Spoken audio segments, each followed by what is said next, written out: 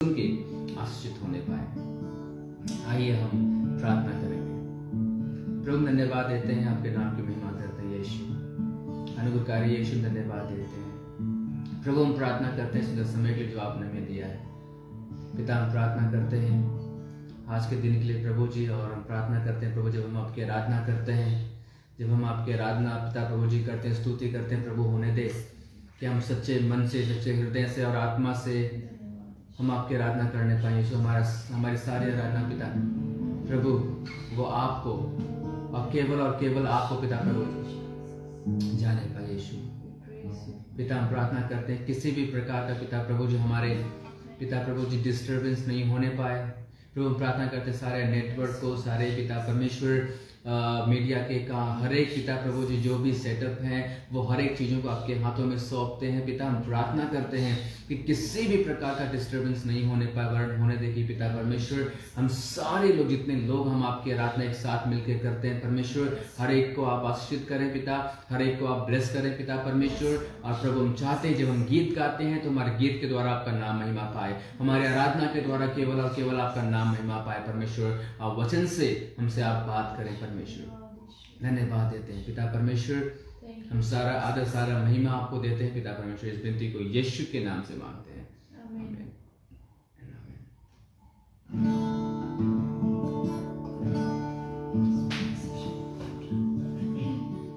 धन्यवाद यीशु।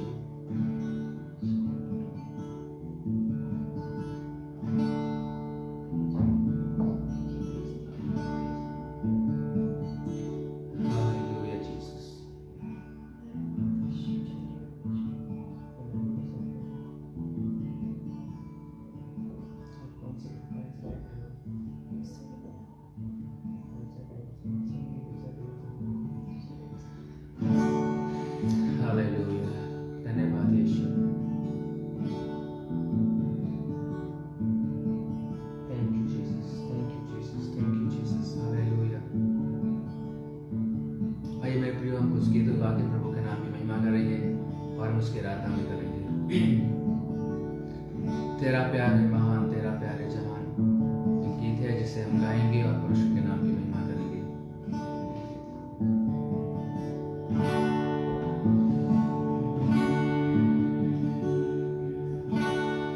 तेरा प्यार है महान, तेरा प्यार है जहान, मैं जो पहले मुर्दा था तूने डाली मुझ में जान।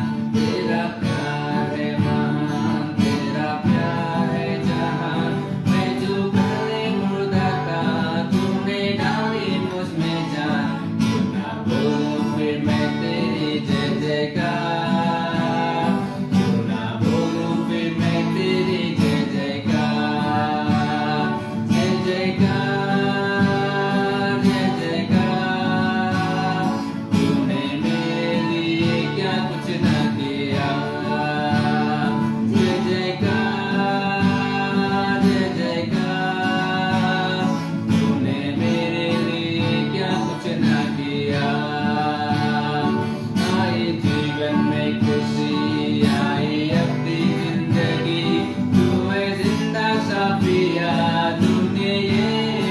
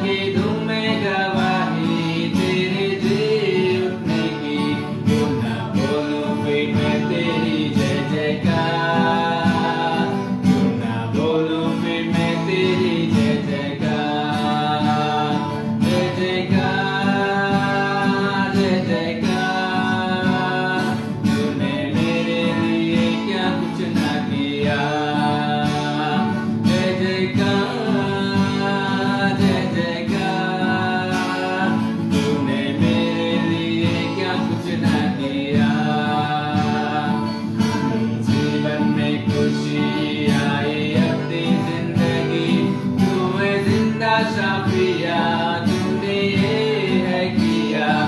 आई जीवन में खुशी आई अपनी जिंदगी, तू है जिंदा शाफिया तूने ये है किया। क्यों ना बोलूं फिर मैं तेरी जय जयकार, क्यों ना बोलूं फिर मैं तेरी जय जयकार। जय जयकार जय जयकार, तूने मेरे लिए क्या कुछ ना किया। जय जयकार जय जयकार, तूने मेरे लिए क्या कुछ ना किया। मेरी सूरत बिगड़ी थी मेरा दिल था खाली, तूने सींचा था खुद से ताकि आए हरियाली। मेरी सूरत बिगड़ी थी मेरा दिल था खाली, तूने सींचा था खुद से ताकि आए हरियाली। क्यों ना बोलूं फिर मैं तेरी जय जयकार, क्यों ना बोलूं फिर मैं तेरी जय जयकार। जय जयकार जय जयकार, तूने मेरे लिए क्या कुछ ना किया। जय जयकार जय जयकार, तूने मेरे लिए क्या कुछ ना किया। जय जयकार जय जयकार, तूने मेरे लिए क्या कुछ ना किया। प्रभु के नाम की महिमा होने पाए। आइए हम एक और गीत को गाएंगे और प्रभु के नाम की महिमा करेंगे। मेरे प्रियो, इस प्रकार से कि परमेश्वर ने हमारे जीवन में अपने आशीषों को दिया है और हमने गीत में गाया कि मेरी सूरत बिगड़ी थी मेरा दिल था खाली, तूने सींचा था खून से ताकि आए हरियाली। परमेश्वर ने हम सभी को अपने खून से सींचा, अपने खून से हमें उसने धोया है, पाक साफ किया ताकि हम हमारे जीवन में हरियाली आए जो पाप के कारण से हमारा जीवन सूख चुका था। धन्यवाद यीशु।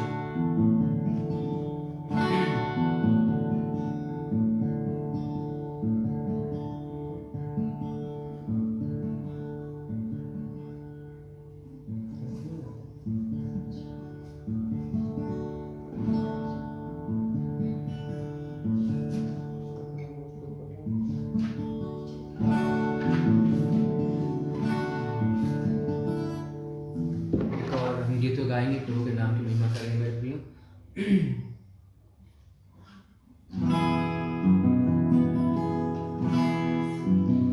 एक गीत है जो अपना बोझ प्रभु पर डाल कभी न घबराना। और मैं जानता हूँ कि कई बार ऐसा होता है कि हमारे जीवन में हम लोग बहुत सारी समस्याओं में जरूर पड़े होते हैं मेरे प्रिय, लेकिन परमेश्वर हमारे साथ है। भाई हम उस गीत को गा के प्रभु की महिमा करेंगे।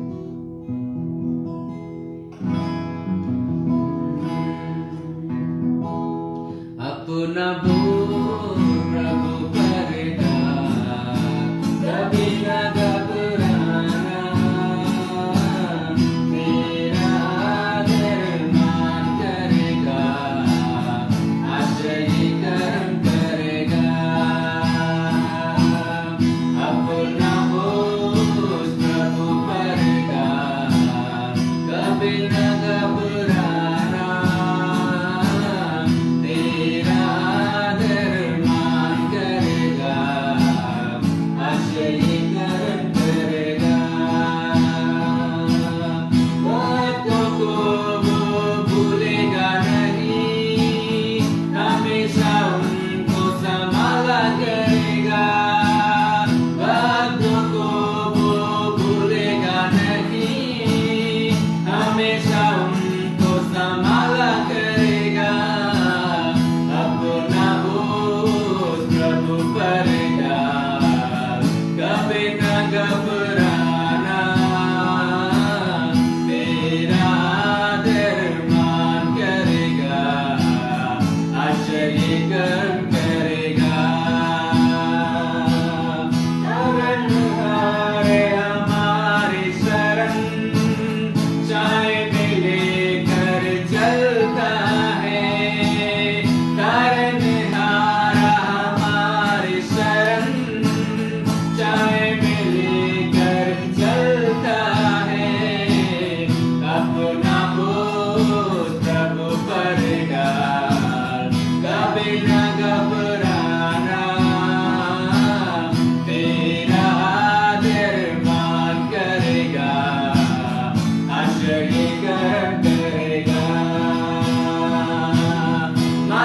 पिता यदि छोड़ भी देवे वो तो गले से लगाएगा।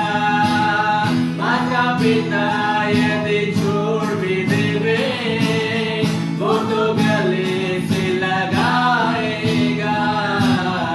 अपना बोझ प्रभु पर डाल, कभी न घबराना, तेरा आदर मान करेगा, आश्चर्य कर्म करेगा।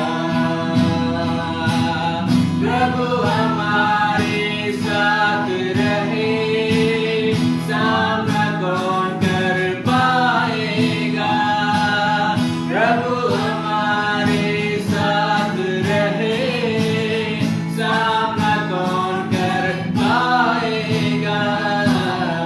अपना बोझ प्रभु पर डाल, कभी न घबराना,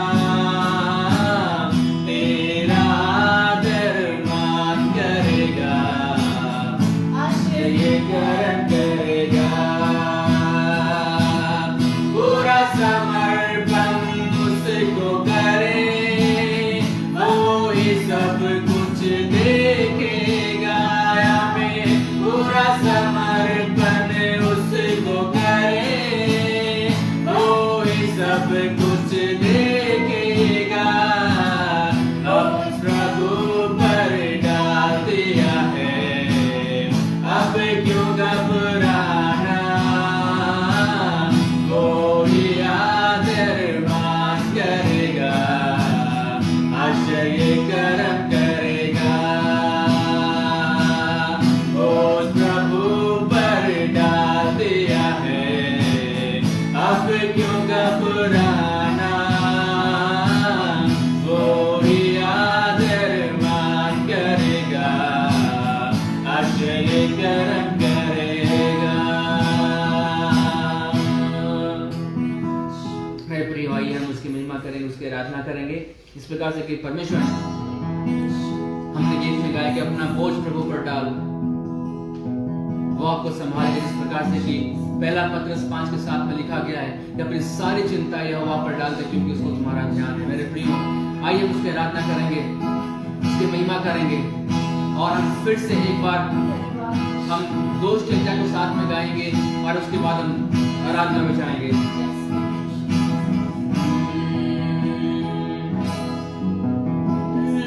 प्रभु हमारे साथ रहे, सामना कौन कर पाएगा। प्रभु हमारे साथ रहे, सामना कौन करेगा। पूरा समर्पण उसको करे, वो ही सब कुछ देखेगा। बोझ प्रभु पर डाल दिया है, अब क्यों घबराना, वो ही आदर मान करेगा, आश्चर्य कर्म करेगा। वो ही आदर मान करेगा, आश्चर्य कर्म करेगा। वो ही आदर मान करेगा, ये कर्म करेगा।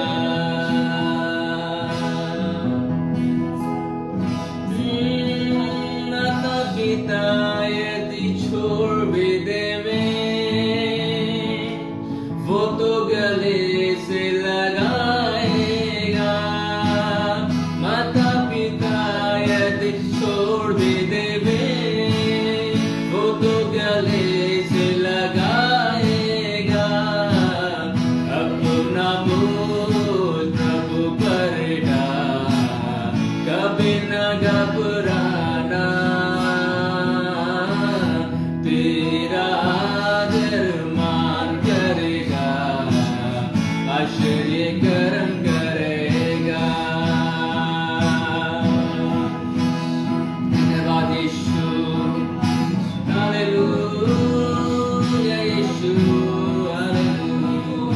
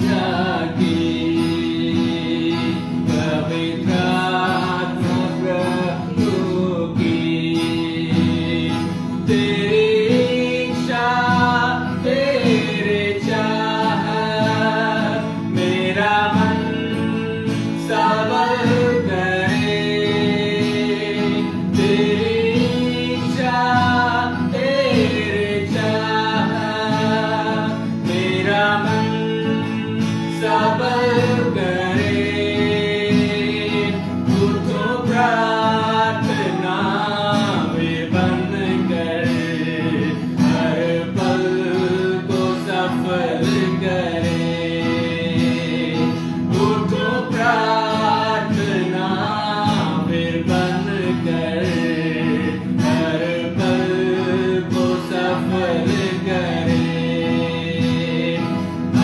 आराधना आराधना आराधना आराधना आराधना आराधना आराधना आराधना मेरे यीशु राजा की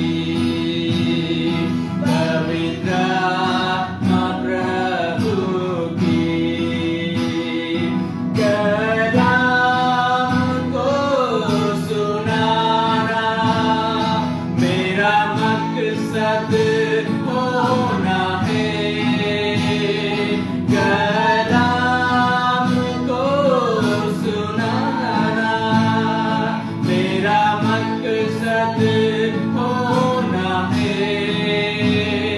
तेरे नाम को सुनाने पूरे देश में जाना है। तेरे नाम को सुनाने पूरे देश में जाना है।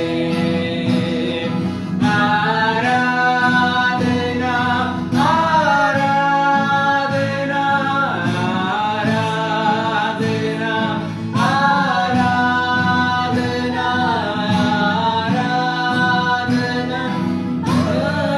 आराधना आराधना आराधना मेरे यीशु राजा की पवित्र आत्मा प्रभु की मेरे यीशु राजा की पवित्र प्रभु की। मैंने खुद को चढ़ाया है पावन बलिदान बना के। मैंने खुद को चढ़ाया है पावन बलिदान बना के। अब तू ही मुझको चलाना अभिषेक देते रहना। अब तू ही मुझको चलाना अभिषेक देते रहना। आराधना आराधना आराधना आराधना आराधना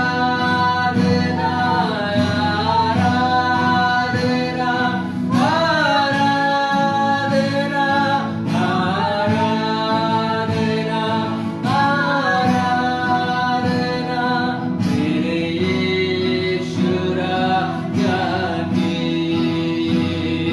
पवित्र आत्मा प्रभु की मेरे यीशु राजा की पवित्र आत्मा प्रभु की। धन्यवाद यीशु। Hallelujah hallelujah.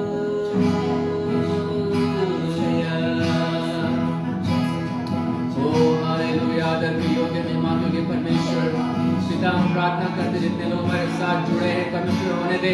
हर एक लोग पिता प्रभु जब एक मन होकर आपकी आराधना करते हैं परमेश्वर स्तुति बलिदान आपको चढ़ाते हैं परमेश्वर। हम आपके नाम की महिमा करते हैं। हालेलुया यीशुवे आपकी स्तुति हो महिमा हो परमेश्वर। आपकी स्तुति हो महिमा हो आराधना हो यीशु।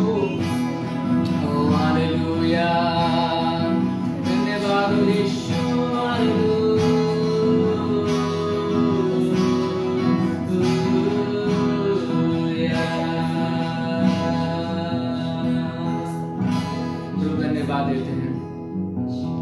आपके नाम की महिमा करते हैं परमेश्वर।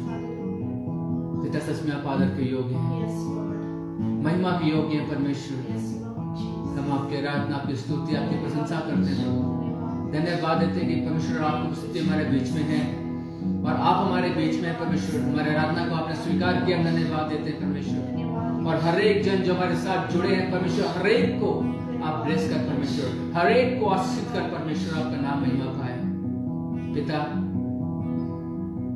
जब हम वचन से कुछ सीखते हैं प्रभु, होने दे कि आप हमारे साथ होइए, हमारी अगुवाई, हमारी सहायता और मदद कर परमेश्वर। धन्यवाद देते हैं यीशु पिता। सारा आदर, सारा महिमा हम आपको देते हैं परमेश्वर। इस आराधना को, आगे के वचन को हम आपके हाथों में सौंपते हैं परमेश्वर। इस विनती को यीशु के नाम में मांगते हैं, आमेन, आमेन, आमेन।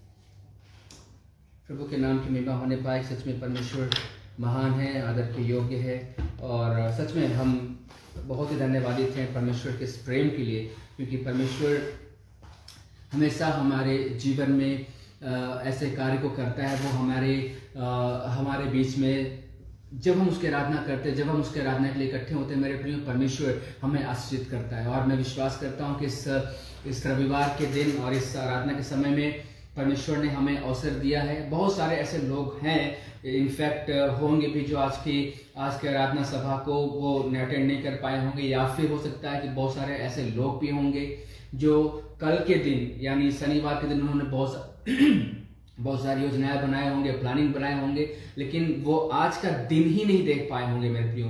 बहुत सारे लोग ऐसे हैं जो कि योजना करते हैं, प्लानिंग करते हैं। हमारे संसारिक चीजों को लेकर हम इतना परेशान रहते हैं कि हम अपने परमेश्वर की चीजों को ध्यान नहीं दे पाते, जबकि हमारा जो मोटिव है, हमारा जो मेन उद्देश्य है, वो हमारा परमेश्वर होना चाहिए और उसके साथ हमारी संगति होना चाहिए। और ये बहुत ही धन्य बात है और अद्भुत बात है कि जब हम परमेश्वर के सम्मुख में हमेशा बने रहते हैं, चाहे आप अकेले बने हो, चाहे आप परिवार के साथ हो, चाहे आप चर्च के साथ हो, चाहे जैसे भी हो, जिस किसी परिस्थिति में भी आप क्यों ना हो, जब आप परमेश्वर के साथ कनेक्टेड रहते हैं मेरे प्रियो, वो बहुत ही एक आनंद की बात है और बहुत ही अद्भुत बात है, क्योंकि हमारी और आपकी संगति परमेश्वर के साथ जो जुड़ती है, उसके द्वारा ही हमारा जो है जीवन, हम अपने आगे जो बढ़ते हैं मेरे प्रियो। क्योंकि हमारे जीवन में कुछ हो चाहे ना हो, हम कुछ प्राप्त करें चाहे ना करें, हम संसार में किसी प्रकार की चीजों को प्राप्त करें या ना करें मेरे प्रियो, लेकिन परमेश्वर के अनुग्रह को प्राप्त करना बहुत जरूरी है और उस स्वर्ग राज्य में उसके साथ प्रवेश करना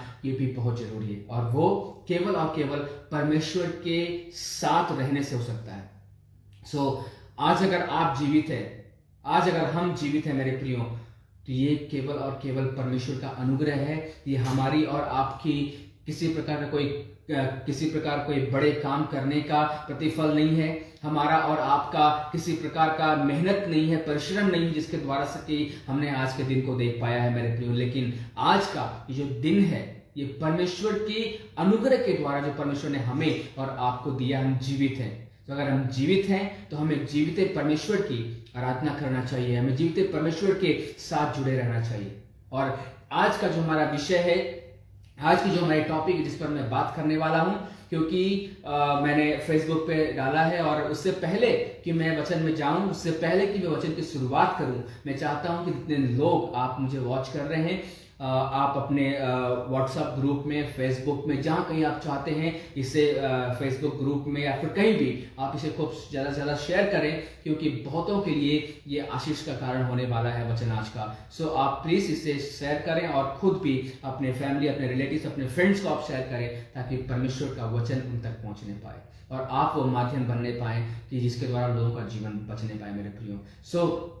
मैं ऐसा करता हूं कि मेरी आवाज आप सभी को आ रही है क्लियर, और मैं आगे बढ़ूंगा वचन के साथ। जो आज मेरा विषय जिसको मैंने मेंशन किया है, फेसबुक पे मैंने डाला है, वो ये है कि without me you can not do anything, without me you can do nothing.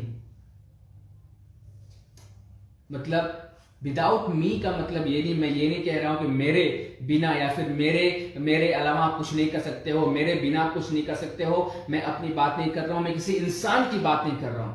इंसान के बिना हम कुछ ना कुछ कर सकते हैं कि अगर कोई व्यक्ति है वो अगर अब नहीं रहा तो उसके बिना हम कुछ कर सकते हैं, लेकिन एक ऐसा व्यक्ति बोलेंगे या एक ऐसा परमेश्वर है जिसके बिना कि हम जीवन में कुछ भी नहीं कर सकते हैं।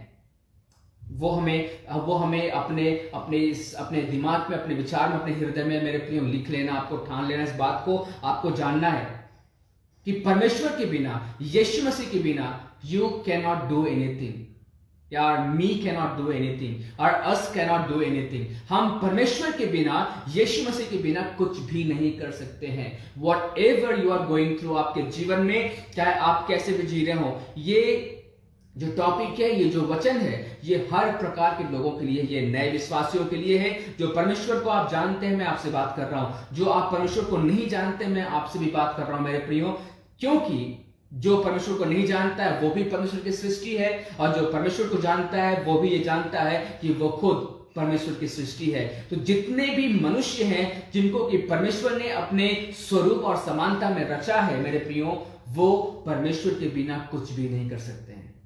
चाहे आप अमीर हो, चाहे आप गरीब हो, चाहे आप टाटा बिरला अंबानी हो, या फिर आप कोई भी क्यों ना हो मेरे प्रियो, आपके पास अरबों खरबों रुपए हो, या फिर आप कंगाल ही क्यों ना हो, लेकिन हर एक व्यक्ति के जीवन में एक भूमिका है, एक ऐसा व्यक्ति है जिसके बिना कि आपका जीवन जीरो है, शून्य है और आप कुछ भी नहीं कर सकते। वो है यीशु मसीह, वो है यीशु मसीह।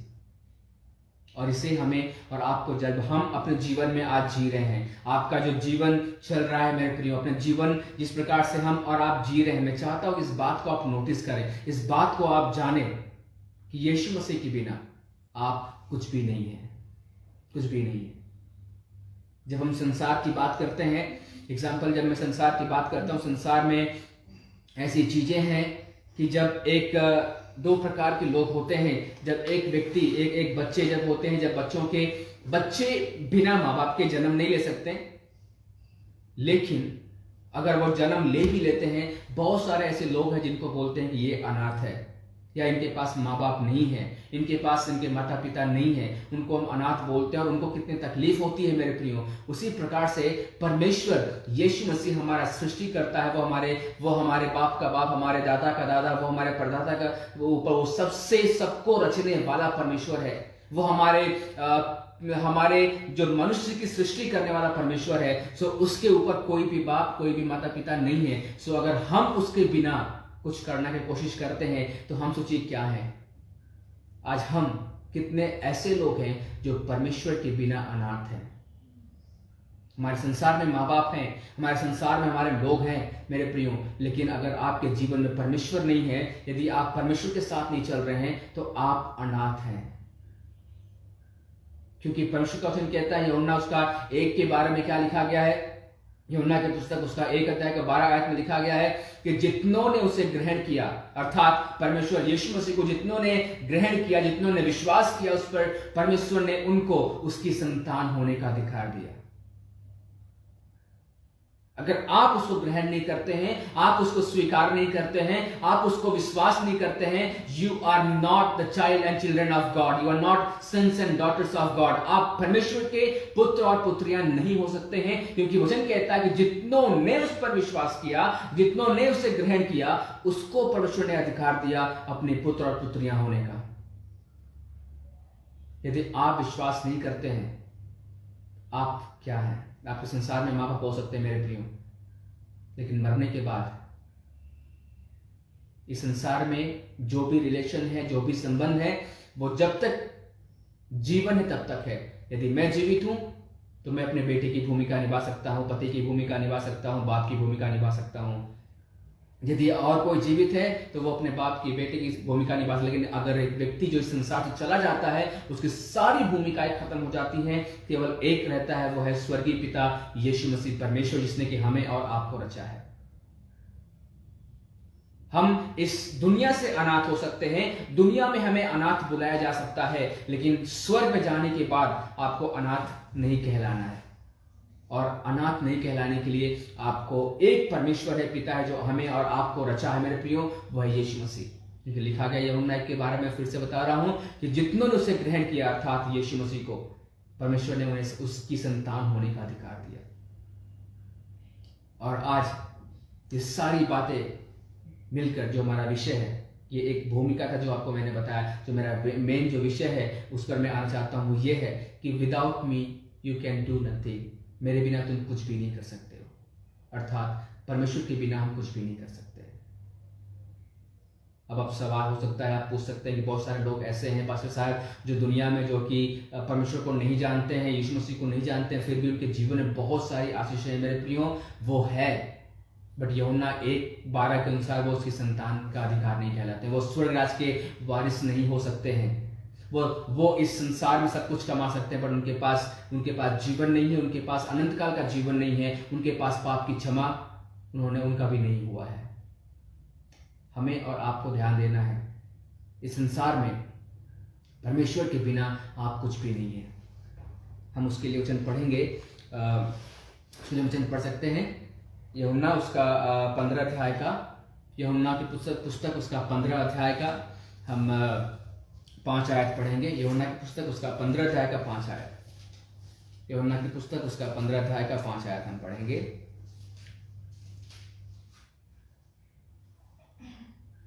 मैं दाखलता हूँ, यहाँ पर लिखा गया यूहन्ना 15 अध्याय का 5 आयत में, मैं दाखलता हूँ, तुम डालियां हो, जो मुझ में बना रहता है। यहाँ पर ये लाइन ध्यान दीजिएगा, जो मुझ में अर्थात यीशु मसीह में बना रहता है और मैं उसमें बना रहता हूँ, वह बहुत फल फलता है, क्योंकि मुझसे अलग होकर तुम कुछ भी नहीं कर सकते। क्योंकि जो लास्ट लाइन है बहुत ही अद्भुत है और सोचने विचारने वाली लाइन है, क्योंकि तुम मुझसे अलग होकर कुछ भी नहीं कर सकते हो। वहां पर लिखा गया है कि एक लाइन और भी लिखा गया है कि यदि तुम मुझ में बने रहो और मैं तुम में बना रहूं। उस लाइन को फिर से हम पढ़ेंगे, यदि पढ़िए फिर से।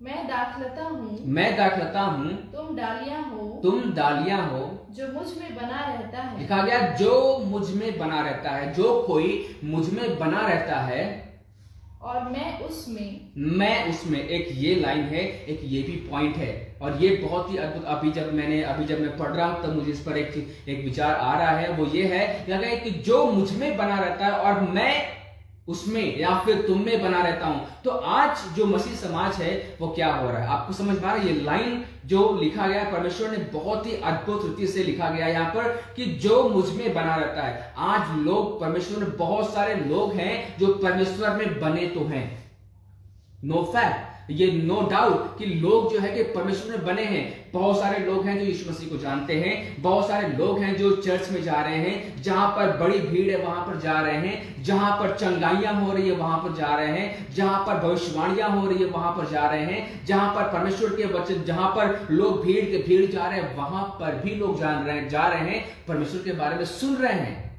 जो मुझ में बना रहता है, लोग अपने स्वार्थ के लिए परमेश्वर में बने तो हैं, लेकिन मायने ये नहीं रखता है कि कितने लोग परमेश्वर में बने हैं, लेकिन मायने ये रखता है कि कितने लोगों के अंदर परमेश्वर बना हुआ है। क्योंकि जब आप एक मकसद के साथ परमेश्वर में बने रहते हैं, इसीलिए दोनों लाइन लिखा है यहां पर परमेश्वर ने यूं ही इस लाइन को नहीं लिख दिया, ये मेंशन नहीं किया कि जो मुझ में बना रहता है वो बहुत फल लाएगा, ऐसा नहीं लिखा गया।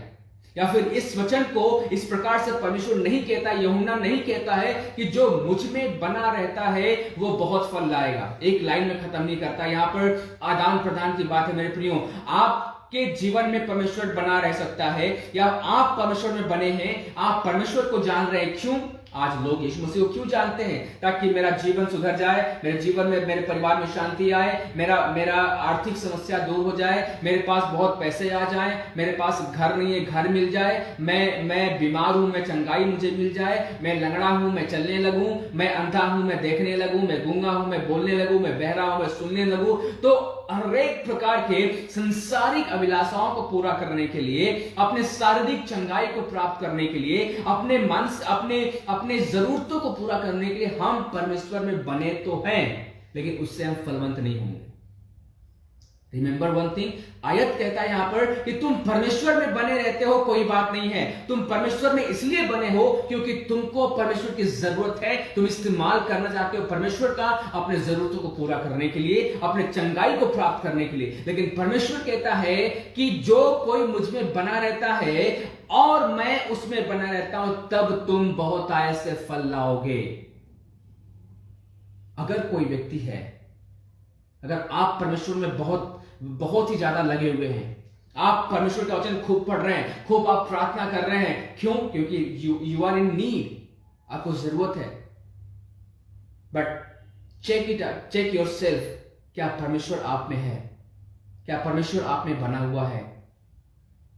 क्या परमेश्वर आपके स्वभाव में नजर आ रहा है? क्या परमेश्वर आपके चाल चलन में नजर आ रहा है? क्या परमेश्वर आपकी बातों में नजर आ रहा है? क्या परमेश्वर आपके, क्योंकि फिलिपियों का 2 से 5 में लिखा गया है कि तुम मेरा यह आनंद तुम मेरा पूरा करो, तुम एक मन रहो, एक चित्त रहो, एक ही मनसा रखो, अपने से दूसरों को बेहतर समझो। फिर लिखा गया 5 आयत में कि जैसा मसीह का स्वभाव हो वैसा तुम्हारा भी स्वभाव हो। मेरे प्रियो, आज आपको एक भेद की बात बताना चाहता हूं मैं। यदि आप आज तक आप परमेश्वर में बने हैं और परमेश्वर आप में नहीं बना है, तो आप डेंजर जोन में हैं। आप फलवंत नहीं हो सकते। आपके जीवन में फल नहीं आ सकता है। आपके जीवन में किसी प्रकार का फल नहीं लग सकता है, क्योंकि परमेश्वर का वचन हमेशा, कहीं भी जब आशीषों की बात होती है, जब फल की बात होती है, किसी प्रकार की बात होती है, तो परमेश्वर इस बात को कहता है कि यदि तुम ऐसा करो तो फिर ऐसा होगा। There is a condition. हर एक जगह एक कंडीशन प्रभु देता है। लिखा है कि यदि तुम मुझ में बने रहो, मेरा वचन तुम में बना रहे, तो तुम जो कुछ भी पिता से मांगो तुम्हारे लिए हो जाएगा। तो ये भी लिखा गया है कि यदि तुम मुझ में बने रहो, बस तुम मुझ में बने रहो और पिता से मांगो तुम्हारे लिए हो जाएगा। ऐसा नहीं लिखा गया। लिखा गया है कि यदि तुम मुझ में बने रहो और मेरा वचन तुम में बना रहे, तो जो कुछ तुम पिता से मांगो क्या हो तुम्हारे लिए वो हो जाएगा। तो ये हमें जानने की जरूरत है मेरे प्रियो, कि यदि आपका जीवन आज तक लगता है कि नहीं, मैं प्रभु में बहुत स्ट्रांग हूं, मैं परमेश्वर में बहुत मजबूत हूं, मैं तो हर चर्च अटेंड करता हूं, मैं हर जगह जाता हूं, लेकिन परमेश्वर आज प्रभु का वचन आज आपसे बात करना चाहता है। क्या परमेश्वर आपके जीवन में बना हुआ है? आप उसके जीवन में बने हैं ये मायने नहीं रखता है, लेकिन क्या वो आपके जीवन में बना हुआ है?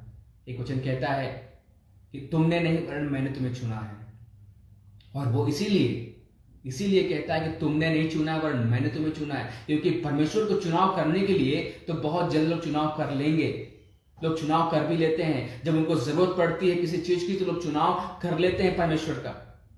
लेकिन वचन क्या कहता है कि तुमने नहीं वरन मैंने तुम्हें चुना है, अर्थात यीशु मसीह ने, पिता परमेश्वर ने हमें और आपको चुना है मेरे प्रियो, हमने उसे नहीं चुना है। उसी प्रकार से केवल हम उसमें बने रहे काफी नहीं है, लेकिन वो हमें बना है या नहीं बना है वो मायने रखता है। अगर आप अपने जीवन में फल देखना चाहते हैं, आप अपने जीवन में आशीषों को देखना चाहते हैं, आप अपने जीवन में परमेश्वर के काम को देखना चाहते हैं, आप अपने जीवन में चंगाई को देखना चाहते हैं, आप अपने जीवन में, परिवार में, अपने किसी भी जीवन के क्षेत्र में यदि परमेश्वर के अद्भुत काम को देखना चाहते हैं, जस्ट चेक इट आउट। आपको चेक करना है कि क्या आप परमेश्वर में बने हैं। यदि आप बने हैं तो क्या परमेश्वर आपके जीवन में बना है? क्या परमेश्वर आपके जीवन में किस मामले में बनना चाहिए, वो आपको चेक करना है। उसके बाद, क्योंकि ये एक अलग विषय है, लेकिन परमेश्वर ने मुझसे भी बात किया तो मैंने आपसे इस बात को रखा। दूसरी बात है कि तुम मेरे बिना कुछ भी नहीं कर सकते हो, तुम मुझसे अलग होकर कुछ भी नहीं कर सकते हो।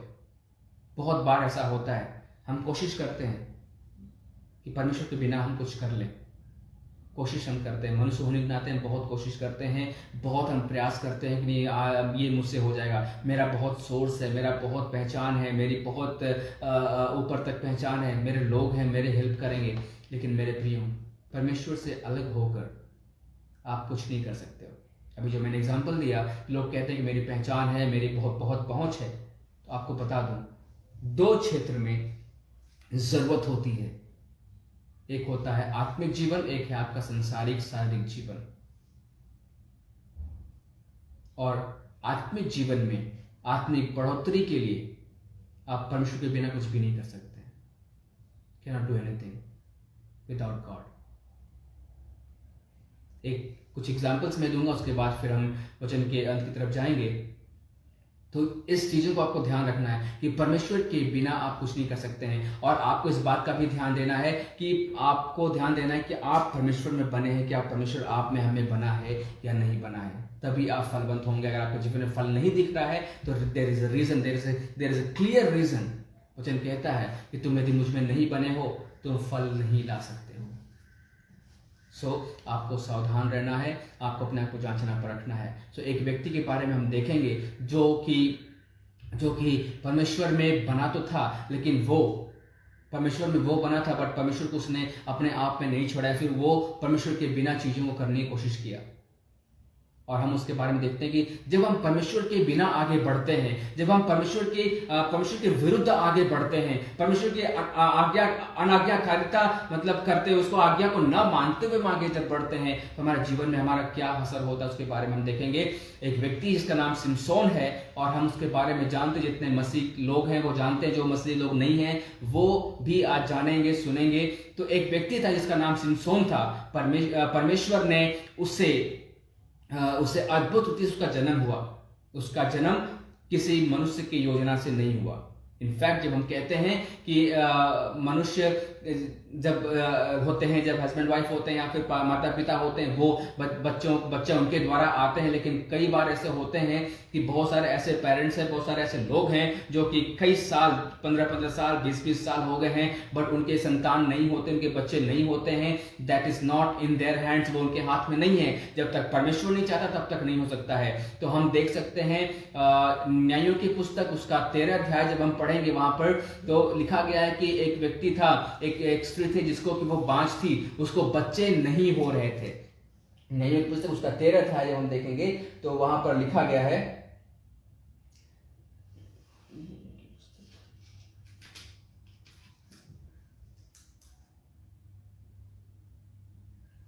वहां पर हम देखते हैं कि उसको वो बांझ स्त्री थी, उसके पास नहीं था। और हम जब पहली आयत से पढ़ेंगे, वहां पे क्या लिखा गया है, न्यायों की पुस्तक उसका 13 अध्याय हम पढ़ेंगे। इस्राएलियों ने फिर यहोवा की दृष्टि में बुरा किया। इस्राएलियों ने फिर यहोवा की दृष्टि में बुरा किया, इसलिए यहोवा ने उनको पलिश्तियों के वश में 40 वर्ष के लिए रखा। 40 वर्ष के लिए रखा। दानियों के कुल का सोरावासी मानो नामक एक पुरुष था। सोरावासी नामक मानो एक पुरुष था, जिनकी पत्नी के बांझ होने के कारण कोई पुत्र ना था। जिसकी पत्नी बांझ थी और उसके कोई पुत्र नहीं थे। इस स्त्री को यहोवा के दूत ने दर्शन देकर कहा, और इसके कोई पुत्र नहीं थे, कोई संतान नहीं हो पा रहे थे। फिर उसको यहोवा के स्वर्गदूत ने दर्शन देकर कहा, उसे बातचीत किया, सुन बांझ होने के कारण तेरा बच्चा नहीं, बांझ होने के कारण तेरा बच्चा तो नहीं है, परंतु अब तू गर्भवती होगी। मतलब उसके संतान नहीं थे, उसके पास बच्चे नहीं थे, बट परमेश्वर योजना अपनी बना रहा है। परमेश्वर अपनी योजना को पूरा करने के लिए इस महिला को दर्शन देता है स्वर्गदूत के द्वारा, और स्वर्गदूत बोलता है अब तू गर्भवती होगी और तेरा बेटा ही होगा, बेटी नहीं बेटा ही होगा। इसलिए अब सावधान रह कि ना तू दाख मधु या और किसी भांति की मदिरा पिए, और ना कोई अशुद्ध वस्तु खाए, क्योंकि तू गर्भवती होगी और तेरा एक बेटा उत्पन्न होगा, और उसके सिर पर छुरा ना फिरे, अर्थात उसके बाल को नहीं काटना है, क्योंकि वह जन्म ही से परमेश्वर का नाज़ीर रहेगा। क्योंकि वो जन्म से ही परमेश्वर का नाज़ीर होगा, मतलब वो अभिषिक्त होगा, परमेश्वर का अभिषेक उसके ऊपर होगा। बस हम यहीं तक पढ़ेंगे इसके बारे में, सिमसोन के बारे में, कि ये व्यक्ति माता पिता की योजना संसार में नहीं आया। ये जो सिमसोन व्यक्ति जिसके बारे में आज हम पढ़ने जा रहे हैं, ये इस संसार में अपने माता पिता की योजना के तहत नहीं आया। जैसे कि हम हैं, मेरी पत्नी है, बहुत सारे लोग हैं, आप लोग हैं, आप लोग एक योजना के तहत आए हैं। आप लोग का जन्म जैसे होता है, होना चाहिए, वो हुआ है। लेकिन एक ऐसी महिला जिसकी कोख बंद हो गई थी, जो बांझ थी, वो बच्चे को जन्म नहीं दे सकती थी, लेकिन परमेश्वर की योजना थी उसके जीवन में, उसके द्वारा एक ऐसे पुरुष को, ऐसे व्यक्ति को वो उत्पन्न करे जो अपने महिमा का इस्तेमाल कर सके। तो सिमसोन जो है, पहली बात, इस बात को आज मैं खुद पहली बार इसको बोल रहा हूं, और मैंने आज तक कभी नहीं बोला इस चीज को, और अभी मुझे ज्ञात हो रहा है कि यह व्यक्ति अपने मां बाप के प्लानिंग के साथ नहीं आया। इस व्यक्ति का संसार में आना परमेश्वर की योजना थी। इनफैक्ट हम और आप खुद भी उसकी योजना है, लेकिन इसकी योजना जो है वो खास परमेश्वर के द्वारा इस संसार में लाया गया कुछ मकसद के साथ। क्यों? क्योंकि जिस स्त्री की कोख बंद हो चुकी थी, जो कि बच्चा जन्म नहीं दे सकती थी, ऐसे स्त्री के द्वारा स्वर्गदूत दर्शन देके बोलता है, तू तो बांझ है, तू बच्चा जन्म नहीं दे सकती है, लेकिन सुन, अब तू गर्भवती होगी। वो इसलिए नहीं क्योंकि वो लोग चाहते थे, लेकिन क्योंकि परमेश्वर की योजना थी। मेरे प्रियो, ये बहुत ही अद्भुत, मुझे जब मैं इस चीज को पढ़ रहा हूं, सुन रहा हूं, तो कितनी अद्भुत बात है कि परमेश्वर एक ऐसे खास व्यक्ति को अपनी योजना के लिए चुना, उसको संसार में लाया, और हमें और आपको, जो हम और आप संसार में हैं, कितनी योजना हमारे और आपके जीवन में हो सकती है। तो ये व्यक्ति जो सिमसोन था, जिसको लिखा गया कि जन्म से ही क्या था, वो नाज़ीर था परमेश्वर का, वो अभिषेक था प्रभु का, उसके ऊपर परमेश्वर का अभिषेक था। परमेश्वर ने खास मकसद के लिए सिमसोन का चुनाव किया था, उसको चुना था। लेकिन इस व्यक्ति ने क्या किया? ये परमेश्वर में, ये तो परमेश्वर इसे चुना, परमेश्वर ने इसे संसार में लाया, ये परमेश्वर में बना जरूर था, लेकिन इसने अपने जीवन में परमेश्वर को एक पल के लिए थोड़ा सा अलग किया, और वहीं पर सारी चीजें तहस नहस हो गई, और उसका जीवन बिल्कुल नाश हो गया। मेरा कहने का मकसद यह है कि हम और आप भी योजना के साथ आए हैं, हम और आप भी एक मकसद के साथ संसार में आए हैं, तो हमारे जीवन में हम ऐसा जीते हैं। और एक ऐसा व्यक्ति जो कि माँ बाप की प्लानिंग से नहीं आया, उसको संसार में आना ही नहीं था, लेकिन क्योंकि परमेश्वर को अपना काम पूरा कराना था, परमेश्वर ने एक ऐसे स्त्री के द्वारा जो जन्म नहीं दे सकती थी, उसके द्वारा इस व्यक्ति को लाया। और यह व्यक्ति सिमसोन, जो जन्म से ही अभिषेक कहलाता था, परमेश्वर की मोहर इसके ऊपर लगी थी, और ये जब परमेश्वर ने इसको भी नहीं छोड़ा, तो हम और आप जो कि ऐसे ही संसार में आए हैं उसकी योजना के साथ है, तो सोचो हमारे साथ क्या होगा, क्या हो सकता हमारे साथ। ये व्यक्ति के जीवन में 3 चीजें थी जो इसने गलत किया, जहां पर इसने परमेश्वर को नहीं रखा, या फिर ये परमेश्वर ने बना, ये परमेश्वर के जीवन में नहीं बना रहा, इसने नहीं रखा परमेश्वर को अपने सामने, अपने साथ, अपने चीजों में नहीं शामिल कर पाया, जिसके कारण से इसका जीवन कहां चला गया। इसलिए मैंने कहा कि तुम मेरे बिना कुछ भी नहीं कर सकते हो, मुझसे अलग होकर तुम कुछ भी नहीं कर सकते हो। परमेश्वर ने इसको अपना नाज़ीर ठहराया, परमेश्वर ने इसको अपना अभिषेक एक दास ठहराया, अपना अभिषेक एक जन ठहराया, लेकिन यह परमेश्वर के बिना अलग होकर काम करने की कोशिश कर रहा था। जहां पर यह अलग हुआ, वहां पर इसकी नाज़ीर, इसका अभिषेक खो गया, और यह व्यक्ति के साथ इसका असर बहुत बुरा हुआ। नयों की पुस्तक उसका 16 अध्याय जब हम खोलेंगे तो उसमें पढ़ सकते हैं। 16 अध्याय उसका 1 आयत जब हम पढ़ेंगे, तब सिमसोन गाजा को गया, और वहां एक वेश्या को देखकर उसके पास गया। जब गाजा वासियों को इसका समाचार मिला, कि सिमसोन यहाँ आया है, तब उन्होंने उसको घेर लिया, और रात भर नगर के फाटक पर उसकी घात में लगे रहे। और यहाँ पर बहुत सारे वचन है, लेकिन पहली आयत में क्या लिखा गया है? सिमसोन गाजा को गया, और वहां पर एक वेश्या स्त्री को, एक वेश्या को देखा, और वहां पर क्या किया, उसके साथ वो उसको पसंद किया। आगे लिखा गया वहां पर कि उसके साथ वो आया, उससे प्रीति करने लगा।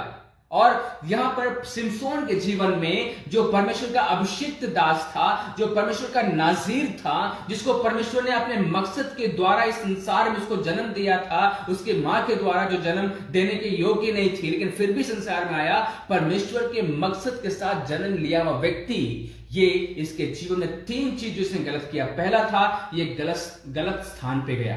The first thing, he went to the wrong place. वो गलत जगह गया। गाजा उसको नहीं जाना चाहिए था, जहां पर कि वो गया उसको जाना नहीं चाहिए था। वो अपने गलत स्थान का चुनाव किया।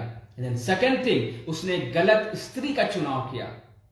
दूसरा चीज है उसने second thing, he choose a wrong women in his life. वो गलत स्त्री का चुनाव किया। And the third thing, he took a wrong decision. उसने एक गलत निर्णय को लिया, जिसके कारण से उसका अभिषेक उसके जीवन से खो गया और उसके जीवन बिल्कुल तहस नहस और नाश हो गया। मेरे प्रियो, परमेश्वर कोई चाहे अभिषेक हो, चाहे कोई प्रभु का कितना भी अभिषेक दास क्यों ना हो, लेकिन अगर आप परमेश्वर से अलग होकर कुछ काम करना चाहते हैं, परमेश्वर से अलग होकर कुछ करना चाहते हैं, you will not be succeed. आप कभी भी सक्सेस नहीं हो सकते हैं और आपके जीवन में हमेशा उसका परिणाम बुरा ही होगा। लिखा गया है, जब हम पढ़ते हैं वहां पर कि वो प्रीति करने लगा। उस टाइम देखते हैं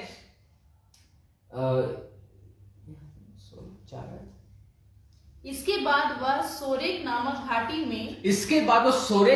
घाटी में रहने वाली दलीला नामक एक स्त्री से प्रीति करने लगा। रहने वाली सोरेक नामक घाटी में एक स्त्री थी जिसका नाम दलीला था, उससे वो प्रीति रखने लगा। 16 न्यायों की पुस्तक उसका 16 अध्याय का 4 आयत में ये बात लिखी गई है कि दो पॉइंट आपको पहले दूसरे आयत में मिलता है, जहां पर लिखा गया कि वो गाजा शहर को गया जो उसको नहीं जाना चाहिए था, wrong place, and he choose wrong women. In 4 verse we can see, ये चौथी आयत में उसने गलत स्त्री का चुनाव किया। And then he made a wrong decision. उसके बारे में भी हम देखेंगे। सो मेरे प्रियो, आप जब परमेश्वर से अलग होते हैं, जब आप परमेश्वर के साथ चल रहे हैं, जब आप परमेश्वर के संतान हैं, परमेश्वर के दास हैं, परमेश्वर के सेवक हैं, कोई भी आप क्यों ना हो, मैं आप सभी से कहना चाहता हूं, जब आप परमेश्वर में बने हैं तो ध्यान दें कि परमेश्वर क्या आप में बना है हर एक चीजों में। चाहे अपने जीवन में आप कोई निर्णय लेते हैं, अपने जीवन में कोई चुनाव करते हैं, अपने जीवन में किसी स्थान का चुनाव क्यों न करते हो मेरे प्रियो, आपके जीवन के हर डिसीजन में, आपके जीवन के हर कार्य में परमेश्वर होना जरूरी है। यूहन्ना उसका 15:5 में लिखा गया, हमने पढ़ा वहां पर कि तुम जो मुझ में बना रहता है और मैं तुमने बना रहता हूं, उसमें बना रहता हूं। मतलब कि परमेश्वर में हम बने हैं, बड़ी बात नहीं है, लेकिन क्या परमेश्वर हम में और आप में बना है क्या? सिमसोन था परमेश्वर में, वो बना था, लेकिन उसने परमेश्वर से अलग होकर काम करने की कोशिश की। हो सकता है कई बार आपके जीवन में बहुत अभिषेक मिल जाता है, कई बार आपको परमेश्वर बहुत इस्तेमाल करता है, आप भविष्यवाणियां कर रहे हैं, आप चंगाई कर रहे हैं, आप बड़े बड़े काम कर रहे हैं, लेकिन आपको चेक करना है कि आपका जीवन कैसा है। आपको चेक करना है कि आप परमेश्वर आपके जीवन में बना है या नहीं बना है। क्या आपके जीवन, क्योंकि सिमसोन ने जरूर पाप किया, सिमसोन ने जरूर अनाज्ञाकारिता को उसने किया, लेकिन फिर भी उसके अंदर ताकत आई और वो सबको मारा और खुद भी मर गया। तो ऐसा नहीं कि वो काम नहीं कर सकते, लोग काम करते हैं, अद्भुत काम कर सकते हैं मेरे प्रियो, लेकिन आपसे मैं कहना चाहता हूं, आप परमेश्वर में बने हैं, बड़ी बात नहीं है, लेकिन क्या परमेश्वर आप में बना है, वो मायने रखता है। और परमेश्वर से अलग होकर हम कुछ भी नहीं कर सकते हैं। ये व्यक्ति सिमसोन, जो कि परमेश्वर के मकसद के द्वारा आया और इसका जीवन बिल्कुल नाश हो गया। जब आप पढ़ेंगे वहां पर आगे, तो वहां पर लिखा गया है,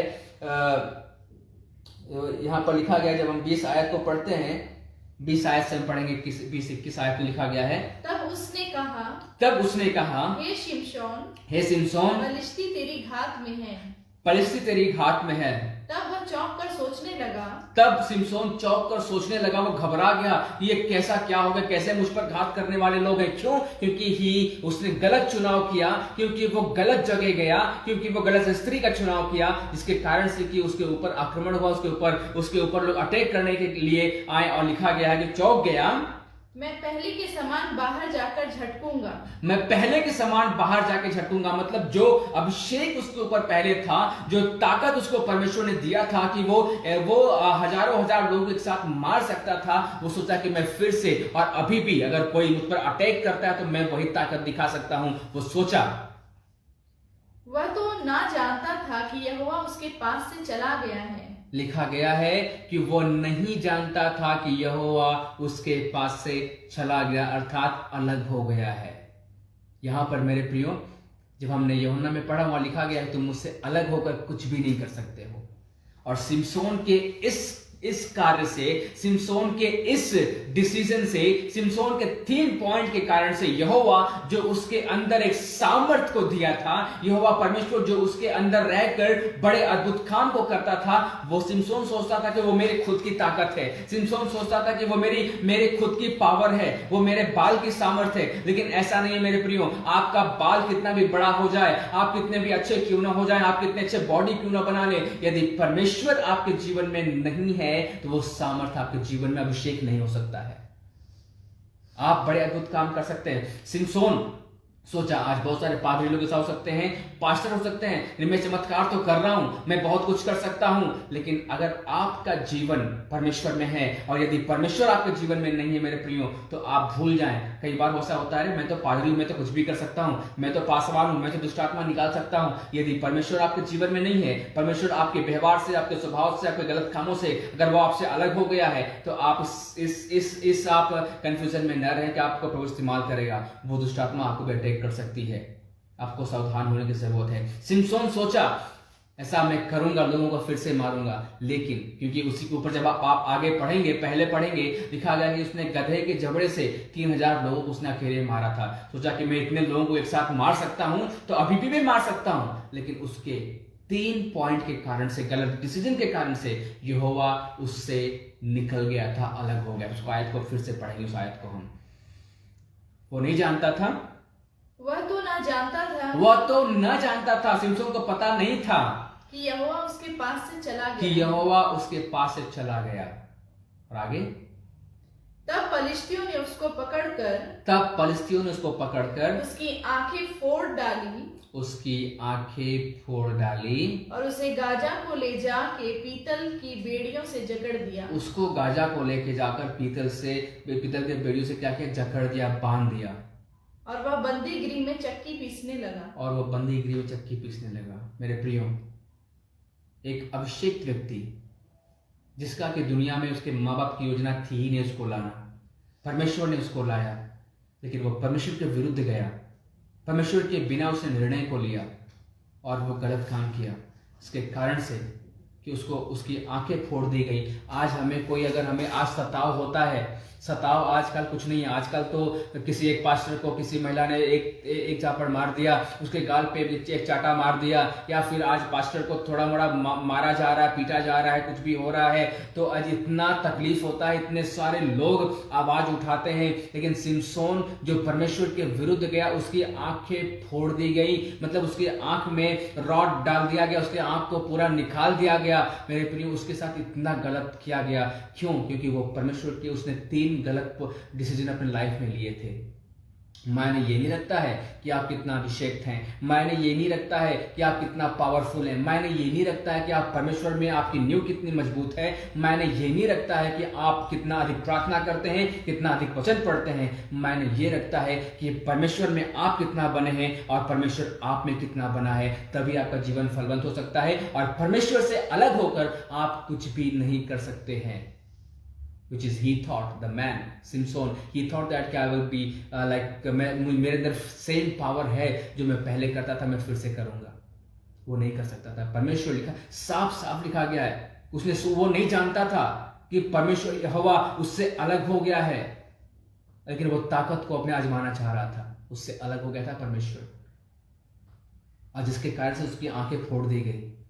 वही व्यक्ति था, पता नहीं कितनों की आंखें फोड़ी होगी। सिमसोन ही था जिसने कि एक गधे के जबड़े से उसने 3000 लोगों को मार गिराया। कितने लोगों का दांत तोड़ा होगा, कितने लोगों की आंख फोड़ा होगा। सिमसोन वही सिमसोन जो कि परमेश्वर के साथ बना था, लेकिन जब परमेश्वर यहोवा उससे अलग हो गया, उसी सिमसोन के लोगों ने आंखें फोड़ी और वो कुछ नहीं कर पाया। जब आप परमेश्वर के साथ बने हैं, जब आप परमेश्वर में बने हैं, परमेश्वर आप में बना है, तो आपको प्रभु इस्तेमाल करेगा और आपका कोई भी कुछ नहीं कर पाएगा। मेरे प्रियो, यदि आप परमेश्वर से अलग होकर कुछ करना चाहेंगे तो वहीं पर आपके लोग बहुत ही हानि पहुंचा सकते हैं। You have to check yourself. अभी बहुत सारे ऐसे एग्जाम्पल्स हम देख सकते हैं। मूसा के बारे में हम देख सकते हैं, जब परमेश्वर ने कहा तो तू चट्टान से बात कर, और उसने जो है कि उस पर छड़ी लगाई, और इसके कारण से कि वो प्रॉमिस लैंड, जो वायदे का जो देश था जहां पर कि जाना था कनान देश में, सब वहां पर वो जा नहीं पाया, उसको दूर से जरूर देख पाया कि वहां पहुंच नहीं पाया। मेरे प्रियो, आप इससे आश्चर्य ना हो कि प्रभु आपको इस्तेमाल कर रहा है, आप कितना मजबूत है परमेश्वर में।